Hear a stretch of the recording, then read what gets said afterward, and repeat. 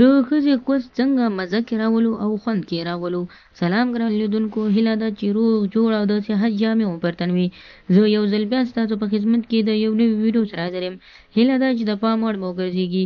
که هر څه د مخه باید یادونه وکړم، که زموږ چینل مو نه وي سبسکرایب کړی نو زموږ چینل سبسکرایب کړئ او په خوا کې ورسره د ګونګړي نشان ووهئ. مننه. څنګه کولی شو چې د ښځې کوس ګرم کړو او معاملې ته یې جوړ او برابر کړو؟ لکه څنګه چې تاسو به ډېر داسې کتلي وي او ډېر به تاسو ته احساس شوی وي چې ښځې ډېر زر نه انزال کېږي او نه ګرمېږي. خو که غواړئ چې تاسو څو کارونو سره د مېرمنې په شرمګاه کې یا کوس کې اور بل کړئ تر څو تاسو سره داسې سیکس یا کوروالی وکړي چې تر ټول عمر یې تاسو په زړه کې یاد ولرئ، یعنې داسې یو کار سره وکړئ چې تاسو هېڅکله هم د دې کار سوچ او فکر هم نه وي کولی شئ چې د مېرمنې کوس داسې ګرم کړئ چې تاسو هم حیران شئ.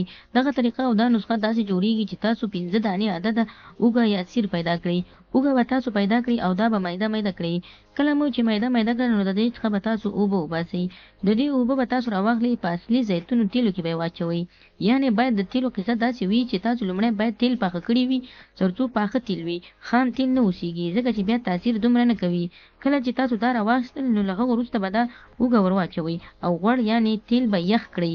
چې تیل ښه یخ شو، د اوبو په شانتې یخ شو چې پام کوئ چې اوبه داسې نه د اوږې اوبه داسې نه چې پکې نورې معلومې نه شي، یعنې دومره د اوږې دومره اوبه کوئ چې څومره تیل واوسېږي. هغه به دواړه سره ګډ کړئ او تر 20 یا 25 دقیقو پورې به پرېږدئ. چې کله مو کوروالی کوو نو د کوروالی نه مخکې 10 دقیقې مخکې کولی شئ د مېرمنې په شرمګاه او دمبر باندې یې ووهئ. یعنې د مېرمنې په بزر باندې تاسو کولی شئ د 10 منټه لپاره تاسو مېرمنې بزر ته پرې مساج ورکړئ او مېرمنه پرې راګرمه کړئ.